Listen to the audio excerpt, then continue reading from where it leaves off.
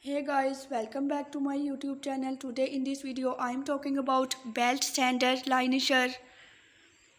I have a need to sand some concave surfaces. A bobbin sander is too small a radius. I want a big slow radius, so I have built a rig to turn my belt sander into a concave Linisher, and it works rather well. Supplies. These are the supplies used for this project. Belt sander. Mine is a Bosch PBS 75A. Abrasive roll. Mine is a Brandt P120. Some MDF and plywood from the scrap box, and a few nuts and bolts. Further, moving towards step number 1. Make the curved platen. Let's start with the curved platen. It's made up of 3 layers, with the center layer having an M8 hole and a 9 mm gap in it. Set it aside for the glue to cure. Step 2. Find a way of mounting the sander. Your sander may well be different to mine, but we have to find a way of holding it securely. Mine has a couple of M6 holes in the side, so I used them.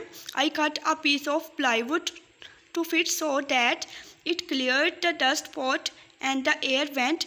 This bracket also has a cylinder nut for mounting. Step 3. Make the baseboard. The baseboard is nice and big, about 500 into 400 mm, and is held down on the bench with a couple of holdfasts. A notch is chopped into the back edge to take an upright mounting plate. This has a slot. Rotate into it using the dropping on technique. I have a YouTube video of that technique if you need it. The mounting plate is glued in nice and square. Step 4. Mount the sander. A Bristol lever through the back slot secures the mounting bracket and thus the sander to the mounting plate. A small spacer, the green MDF in the photo, lifts the sander off the baseboard to prevent it scouring a groove. I found that out the hard way. Step 5. Shape and mount the platen. As you can see in the images below, see the images carefully for better understanding. When the glue is fully cured, bend saw the platen into a curve. Mine is flatter towards one end and rounder towards the other, giving me a range of rather like French curves. 2 M8 nuts are embedded into the underside of the baseboard, and the platen is mounted onto a pair of matching studs. Heading towards step number 6. Make the belt. If you can find a ready-made belt of the required size, then great, but I could not, so I made my own.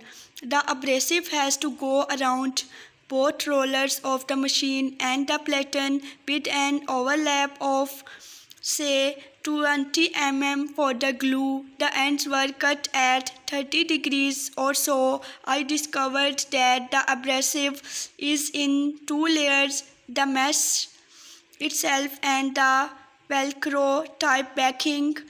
The latter can be removed with a combination of thinners and scraping. This makes the joints less bulky. I used contact adhesive for its flexibility and clamped the joint up overnight to let it cure fully.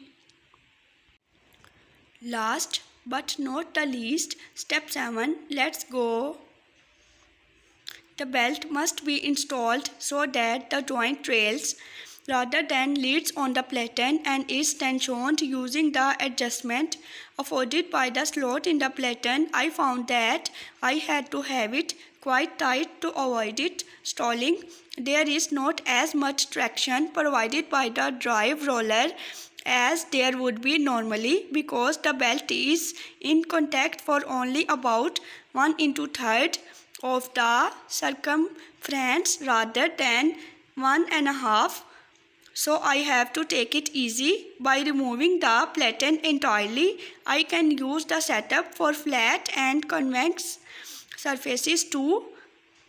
Please watch the video, and if you have any questions, I will do my best to answer them.